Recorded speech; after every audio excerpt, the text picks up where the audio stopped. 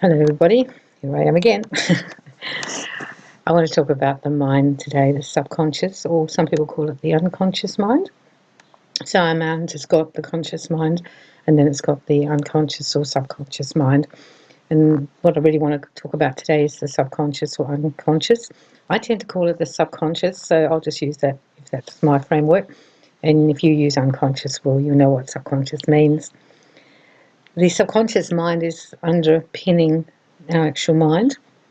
It's running certain belief systems and it's running certain ideas that we have, and it's quite primitive, they think, in a way.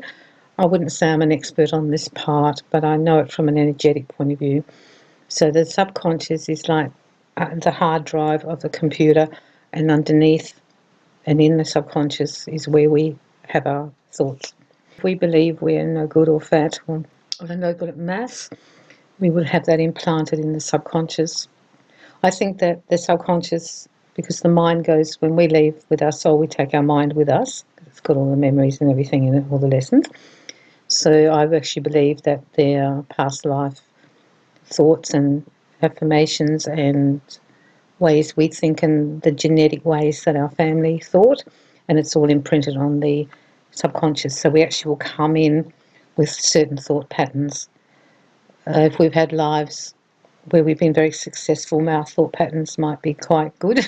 If we've had very terrible lives, lost lots of money and our career fell to pieces, maybe some of our thought patterns in the subconscious won't be as positive. The subconscious is powerful because it drives the whole mind, and because it drives everything, we need to get back in there to reset and put in new messages.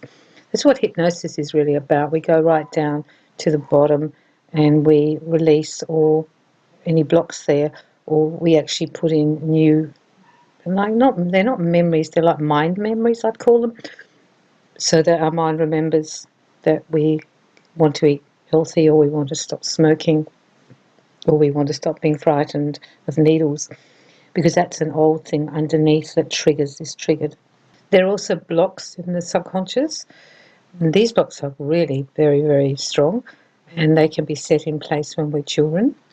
For example, I can usually track back to find out if someone's been abused, when the first block came in, at what age. You can actually track it. And then you can find out that's when the block started, and then the block can build if there's more and more abuse for that person in their life. And it sits in the subconscious. It's not a conscious thought we have. We've put the block in place, so we're protecting ourselves. So we can have emotional blocks there, mental blocks and psychological blocks, and they can all be running and holding down, I suppose, our way we think and what we can access. And that's really important, what we can access, because everything is in our minds and in our aura, in our soul, but it's what we can access. But if we put a block up there, then we won't be able to access that information anymore. And that's what happens when you have a big accident, like I had my electrocution accident, and then afterwards the block or one of the many blocks, the block that I had was released, and then I started dealing with my childhood stuff. I put such a huge, big, great wall up there. It was a very good wall, and I didn't even know that had happened to me. That's how good it was. And once the block came down, then the information and the memories came back, and I could heal myself. You might have a sense of, firstly, your subconscious thoughts. If you start listening to yourself in your head, you will know what your belief systems are, and it would be good for you to write those down. So if you're thinking about losing weight and your first thought is, oh, I'll never do it, I'm really useless at this, I always fail, that is your subconscious sort of almost trickling in. So I would write those ones down, and then when I do the work on myself and I go down to change them, I would make sure that they're the sort of areas I go to.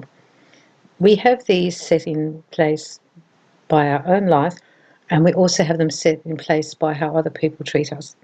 So if people tell us we're stupid, we're no good at maths, we're fat, somehow it just goes into our mind, and we can pop it in the subconscious there, and it just sits there. And it activates all the time, and we make it be true. So if we didn't think we were good at maths, and we put it in the subconscious, every time we do a maths question, we we're telling ourselves we're no good at this and we can't do it. And that creates almost a little mini block before you even start. The other blocks, the emotional block, I found that when people have had any sort of abuse or trauma, there will be a big emotional block in the subconscious. We talk about the mind all the time, but I'm really today focusing on the two aspects of the mind, the conscious and the subconscious, in terms of knowing that, yes, it's one mind, but it's got the sub-layer. So the conscious is like the top of the iceberg, and then the subconscious is the iceberg. And that's what I'm concentrating on, that the deep, dark stuff. We can also have a mental block in the subconscious, and very often people have psychological block in their subconscious, and you can track that back, and it's usually, unfortunately, being put in by somebody else, a father or a mother, grandparent, or a very strong-willed partner. And what they do is they psychologically torture you and they shut you down and they don't make you feel good enough, and then you'll end up having a psychological block about yourself in your subconscious because you were told those things and you come to believe them because they're actually activating constantly in your subconscious. The way to get rid of these things is by changing the message you're sending to yourself and altering it. So you try to do meditation and try to release it, and then you try to write the new one into you. And every time you start to say, I'm fat, I'm never going to lose weight, you say, I can lose weight, I can eat healthy, and we supplant it. So we put it on top and we keep layering it until that's our go-to place. I mean, that's changes in our subconscious. So then we subconsciously won't be thwarting ourselves, because the subconscious makes us thwart ourselves all the time. We try and do it, and the subconscious comes in and goes like, no, you can't do that. And so we can't do it. It's a sabotaging vehicle for us at times if we've got a lot of negative self-conscious thoughts about ourselves and our lives. The other way is to recognise you might have a block. Now, you can ask with your pendulum or kinesiology if you have a block in the subconscious. I would suggest that it will be a emotional block and psychological, and there are mental blocks too, but I notice a lot of people have the emotional and the psychological. Then you try and release it. So you go down, do your hypnotherapy on yourself, and go down, down, down, and then release that block. I release it using my pendulum. I release it using tapping, and tap it out. And you can also do a meditation where you actually let that block go. It's actually really important to let the block go, because when we let the blocks go, that's when we start to heal. Because while we've got that block in the subconscious, we can't get past it, and it's stuck there. But once we release the block, maybe some of the memories, and maybe that's why we've got the block there, of course, and the information, and then the healing and the emotions that we feel, how we felt about things, how it made us feel. And we put that block for a good reason, not to be critical. We put the block because we needed it now. I can't deal with this, I'm only 6. So I'll put this block, I'm only 15. I'll put the block there. My father's being awful to me about my career, and I'm 17, 18 now. I don't want to do what he wants me to do. So psychologically, I've put a big block up now, because now he's made me feel I'm not good enough. It's all that. And then once the block is in place, we will live to what is behind the block. It's a very good thing to do this work, to go to the subconscious and know that it's running our lives. That's the most important thing I can really talk about in this podcast, is to know that the subconscious is running your life. It's like background music, like if you're in the shop and you hear the background music, after a while you don't hear it, but it's still playing, and that's what the subconscious is like. So you want to change the music, and you want to change what's imprinted on the music. I think it's really good for us to work on ourselves all the time, and I think that the more we do this, the clearer we are, and energetically, of course, it's better for us to remove the blocks. It will take a little bit of time once you've done this work for it to manifest in your real world. I don't expect to feel better the next day, but then as the weeks and the months go by, I can notice changes in myself, and I can feel the healing coming about. When I did the work, I did the hypnosis. I did a meditation, asked my guides to take the blocks out after I checked mine. I had one. I had emotional block in my subconscious.